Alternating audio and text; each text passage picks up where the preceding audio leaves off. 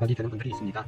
대부분의 피고들이 이런 일이 처음이고 본인 또한 이런 일들이 사회적으로 비난을 받을 일을 했다는 것을 누구보다도 잘 알고 있고, 그리고 이런 사실이 주변에 알려질 것에 대해서 두려워하게 됩니다. 그래서 어떻게 해서든지 이번 일을 빨리 끝나기를 원하는 것 같습니다. 그래서 이런 상황에 있는 분들이 물어보는 질문 중 하나가 상간자 소송을 당하지 않는 방법이 있는지에 관한 것입니다. 일단 원고가 증거가 확실하게 있고 피고의 인적사항을 파악할 단서가 있는 경우에는 피고가 반성하고 무릎을 꿇고 사과를 하더라도 용서해주는 원고는 거의 없습니다. 혹여나 그 당시 용서를 해줬다고 하지만 결국 3년 이내에 소송이 들어오는 경우가 정말 많습니다.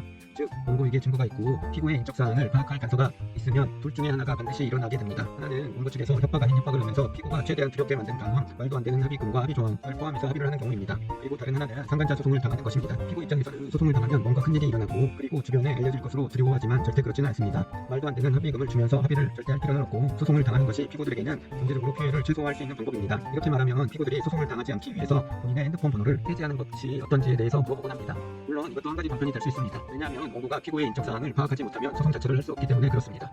하지만 이것도 원고가 피고의 핸드폰을 해지하거나 변경을 한 지 6개월 이내에 소송을 해서 사실조회를 할 경우에는 피고의 인적사항을 파악할 수가 있습니다. 단 원고가 해지를 한 후 6개월이 지난 시점에 소송을 할 경우에는 이 방법이 통할 수가 있습니다.